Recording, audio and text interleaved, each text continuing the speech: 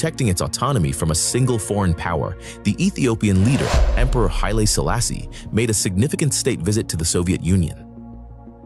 Arriving in Moscow in 1959, he was warmly received by the Soviet Premier Nikita Khrushchev, who promised to grant Ethiopia over $100 million in development aid. Shortly after, Selassie traveled to China and met with Premier Zhou Enlai to negotiate additional support. These alliances allowed him to leverage more aid from the US, which was concerned about Soviet influence spreading in Africa. Selassie, always a skilled diplomat, presented Ethiopia as a pivotal African nation deserving of substantial Western support while keeping his other alliances discreetly operational. His influence soon extended beyond politics and diplomacy. In 1966, he embarked on a landmark visit to Jamaica, where the Rastafarian community celebrated him as a divine figure, the King of Kings prophesied in the Book of Revelation. But despite his international success, Selassie's absence from Ethiopia during his frequent diplomatic travels began to weaken his authority at home. Key internal issues, especially the volatile situation in Eritrea, remained unresolved. In 1962, Selassie made the contentious decision to dissolve the Ethiopian-Eritrean Federation and incorporate Eritrea as Ethiopia's 14th province.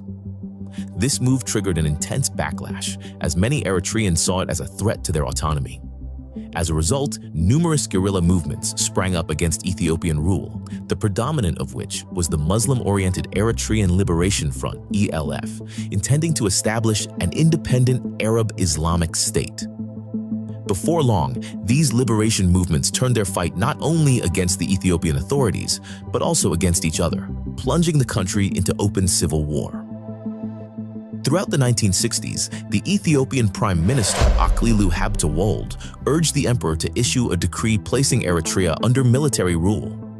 But Ras Asirat Kassa, the Governor-General of Eritrea, believed he had a far better grasp of the situation and set his face firmly against such a measure. Upon taking up his position in Asmara, Ras Asirat had adopted a policy of benign neglect, for which he had the emperor's backing. He aimed to isolate the guerrillas diplomatically, hoping to avoid confrontation. However, as violence in Eritrea intensified, the emperor, who previously backed Ras Asirat, decided to follow the advice of his prime minister and authorized General Teshome Ergetu, the military commander in Eritrea, to carry out an assault against the ELF. Feeling marginalized, Ras Asirat retreated to London in protest, effectively relinquishing his authority over Eritrean affairs. His absence proved critical as General Teshome was ambushed and killed by the ELF forces on the 21st of November.